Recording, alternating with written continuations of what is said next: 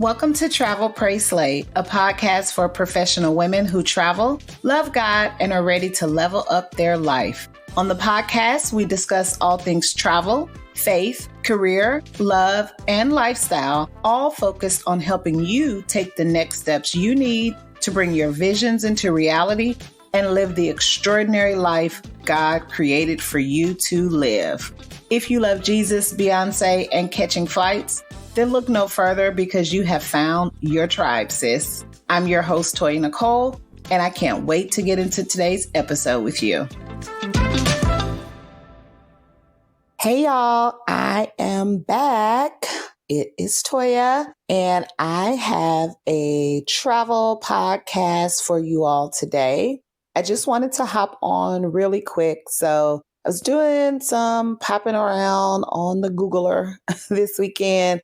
And as I myself start gearing up for some summer travel, I was looking into travel trends and I found two reports. And so I was reading through these two travel trend reports. And so there were a lot of great tips and some trends and some things that I was already thinking about and watching out for. So I figured, why not share it with you all as well, too? So everyone knows that summer is right around the corner and the streets are calling and it is time to answer.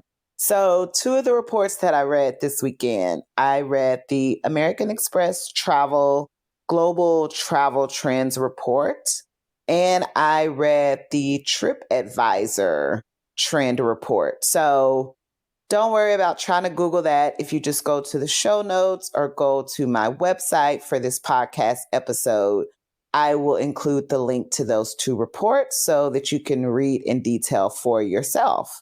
But a couple of things stood out for me on the report, and so I wanted to share them with you. So one of them is that domestic travel is still going to be top. So there are still some people who are a lot more comfortable taking road trips. Traveling by train is actually trending now. So train, Amtrak is up. Road trips or just short domestic flights where, they're not having to be in the air for a long time. And just staying local to the U.S. because we are just a lot more aware of restrictions due to COVID, what's open, what's not. So, I think that's one good thing that came out of all of this is there's just like this desire to explore the U.S. more and in a sense, a newfound appreciation for what's right in front of us. I know myself, I have never been to like South Texas. So like Padre Island, Corpus Christi, and me and my sister are talking about going there at the end of summer. I haven't lived in Texas all my life because y'all know I lived in Chicago for 10 years, but I'm from Texas. So I've lived here at 30 years, right? Out of the 40. And there are just some places I have never been to. Some places on the southeast part of the United States are on my list. I have never been to Nashville. I have never been to the Carolinas, South or North. So those are on my list. So domestic travel is still big. People are finding more ways to explore local. A lot of the top destinations for the upcoming year are Las Vegas, Orlando, Honolulu. Obviously, Hawaii should always be at the top of the list. But other destinations like Destin, Florida, Myrtle Beach, South Carolina, and all of the like Florida spring break hotspots, if you will. Panama City Beach, Daytona Beach, Key West. So those are seasonal favorites. Even Northeast, you think about Cape Cod and Martha's Vineyard. Those are also. And speaking of domestic, not just US, again, North America still does include Canada and Mexico.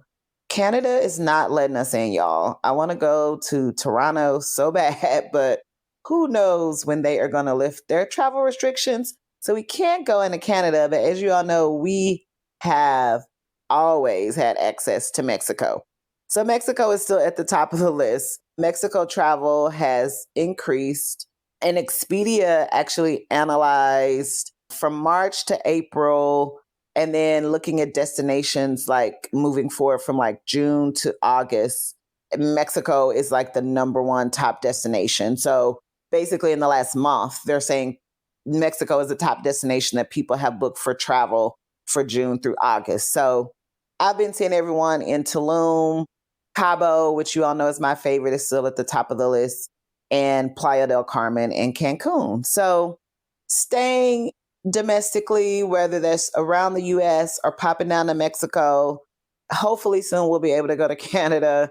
But, both trips that you can take a short flight, drive, or travel by train to discover. So the second big trend, speaking of traveling by train and road trips, are that flight prices are back to normal.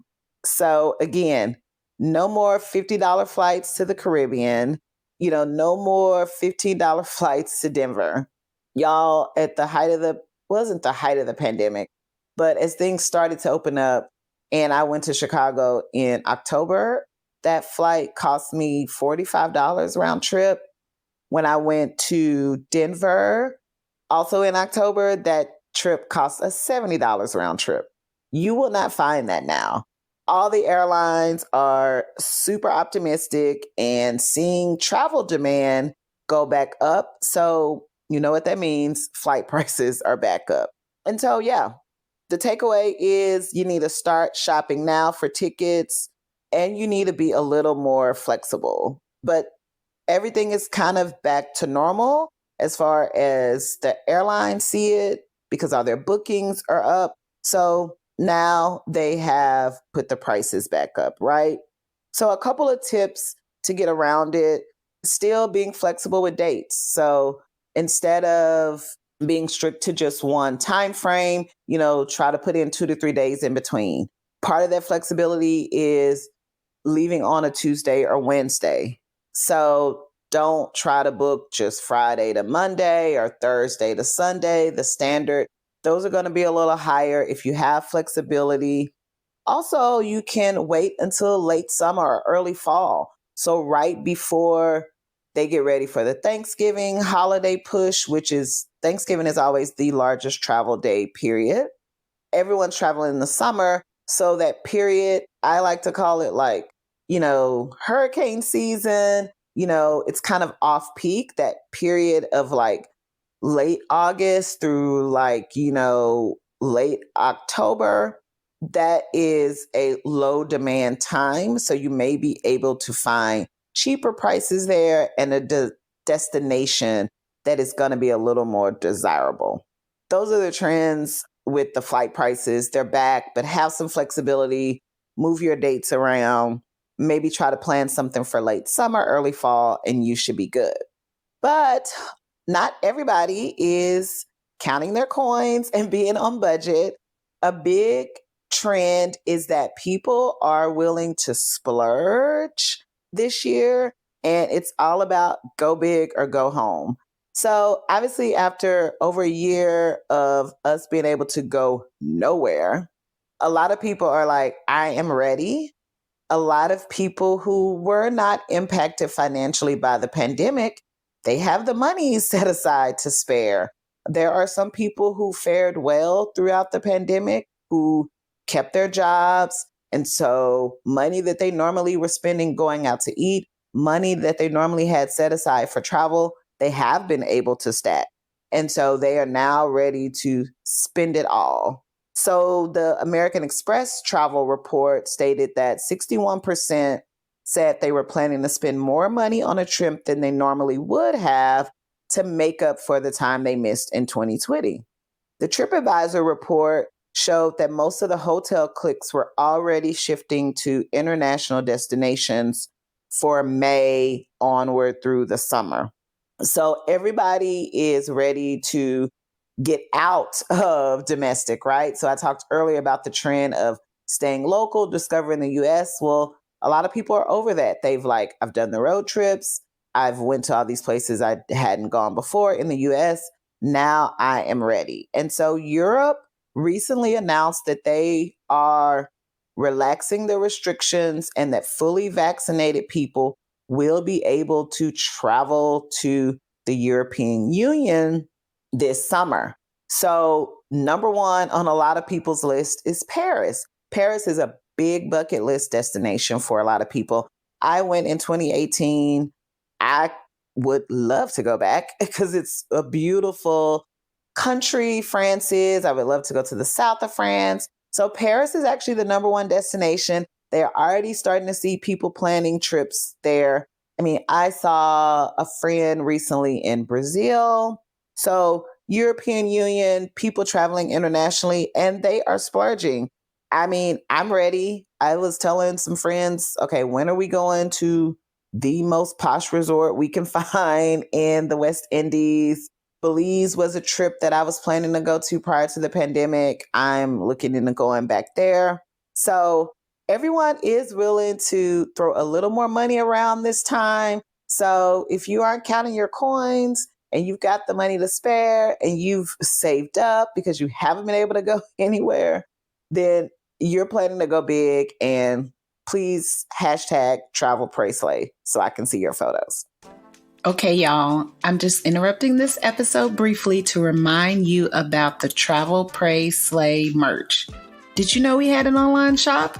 Well, if you want to make a statement and slay, then you have to head over to travelprayslay.com/shop and check out all our merchandise. We've got hoodies, t-shirts, mugs, accessory bags, and luggage tags, which are my favorite. We've got everything in the online shop you need for your next trip. And whether that's a trip to Paris or just your daily trip to Target, you still want to make sure that you slay, sis. So head over to travelprayslay.com/shop and pick up some merch today. Another trend that was mentioned and that I myself have taken notice to, I have friends that are doing this. I did it for a little stint, is the digital nomad life. So pretty much the ability to work from anywhere now that we are all remote. And even as some people are returning to work in the offices, a lot of offices are offering things like a hybrid work from home type of setting, if you will. So I know a friend, her job is doing like flex days. So they only work in the office 2 days a week. I know someone else, their company is doing every other week. So one group of people come in a week and they work every day in the office while the other one is at home. Y'all know I have been working from home prior to the pandemic. I've been working from home since 2017. So this is not new to me, but it is new for a lot of people. So therefore, with that ability to work from home a little longer, people are moving around their locations, right? Some people are now blurring that line between are you here for work or are you here for pleasure, where you can be there for a little bit of both, right? 54% of folks surveyed said that living and working while traveling the globe is a much more appealing option than it was pre-pandemic. So what this means is that somebody who is able to work remotely and maybe isn't going to return back to the office until after Labor Day or in 2022, they are doing things like packing up their apartments, putting things in storage, and spending a month in Maine, spending a month in Costa Rica, using this time to travel and discover different parts, even if it is domestically, that they didn't before. Using that time to go to a destination where they have friends or family. So, for instance, like I said, I've never really discovered the southeast part of the US. I guess if I wanted to, I could, just find an Airbnb and do a short stay, work from the East Coast for 2 or 3 weeks. I actually have thought about that. I've only done it. I did it when I went out west a couple months ago, and then I did not work while I was in Mexico. That was truly a vacation. But when I was in Chicago in November, I went to Chicago for a week and I worked from there. But obviously in the evenings and stuff, I got to explore. So people are packing up their stuff, like I said, or people are just making the most of the ability to work from anywhere. So Nomad Life is up. That means that a lot of hotels are offering extended stays, meaning that they are now offering better deals if you stay longer. Airbnb travel is up. If you want to know a little bit more about how to pick the best Airbnb, the advantages of that, you can go back 2 episodes and listen to my podcast on Airbnbs versus hotels. So another trend, and this is actually the last one, is kind of around travel experiences, right? So a big one that they are seeing are people taking trips and everything being centered around food. So a foodie trip, if you will. So 62% of those surveyed, this was an American Express report, listed that eating was the major focus of their next trip. So cities like Miami, San Francisco, Chicago, y'all, I lived in Chicago for 10 years. Never had a bad meal. Never had a bad meal. This is also why I gained a lot of weight when I moved to Chicago. Whole nother story, whole nother podcast. Never had a bad meal. Anyway, I digress. Chicago is top of that list, as well as Houston. I mean, Texas has good food, right? Houston over Dallas, I don't know. I'm impartial to Dallas. I'm from Fort Worth. My sister lives in Houston. I think that probably Houston is more desirable than Dallas, I'm going to say, because they're near the coast. So there are more seafood options when you go to Houston. Texas, y'all know we love our Mexican food and our barbecue. People do come from all over to come to Texas, and those are the 2 things they want: Mexican food and barbecue. So people are doing that. Internationally, people are traveling to areas like Singapore, Mexico City, and Tokyo to have this culinary experience. So I thought that was pretty cool. I have never taken a trip centered around food. I have taken a trip centered around wellness. So a spa weekend in Scottsdale, Arizona. My Mexico trip was all about kind of like rest and relaxation on the beach. I've taken adventure trips. So I thought this was a kind of cool trend. And now I want to plan out my foodie tour. Like I said, I want to go to South Carolina, and I know that they have a lot of great places to eat as well too. My favorite foodie destination is New Orleans. I can't wait to get back to New Orleans. I'm probably trying to go there soon before hurricane season. No shade, but definitely don't want to be there during hurricane season. So New Orleans is my favorite for foodie destinations. When I go to New Orleans, a couple things I have to have. One is a hand grenade, which is one of the signature drinks on Bourbon Street. Crawfish etouffee. Oh my God, y'all. Po' boys. I like to have a catfish po' boy. I like to have a shrimp po' boy. All the gumbo I can stand. It's just so much good food. And even like the sweets, obviously beignets. I literally will eat beignets every day when I'm in New Orleans. That's a whole nother problem for my waistline. But anyway, New Orleans is one of my top foodie destinations. San Francisco does have great food. I was just there. Amazing Italian food, amazing Asian cuisine. So foodie trips are on the rise. So again, I am going to link the reports in the show notes and on the website. So you all will be able to go through here and read these for yourself. But tell me, what are some of the trends that you are taking a part of? Are you planning a big splurge vacation internationally? Are you staying local? Have you worked from other cities and countries during the pandemic? And do you plan to continue to do that and be like a digital nomad? So just wanted to share these quick tips with you all and tell you all about these travel trends, because travel is back and summer is right around the corner. And so can't wait to hear what all you all get into. Can't wait to share what all I get into this summer, and talk to you all soon. Bye. Thanks for checking out this episode. If you want to check out the show notes, you can head over to the website, travelprayslay.com. I would love to connect on social media, so be sure you are following me on Instagram at Travel, Pray, and Slay, and Facebook at Travel, Pray, Slay. Again, Instagram is at Travel, Pray, and Slay. And if you love this episode, be sure to subscribe to the podcast on Apple, Spotify, or your favorite podcast player, and be sure to leave a review. Thanks for listening, and you'll hear from me soon.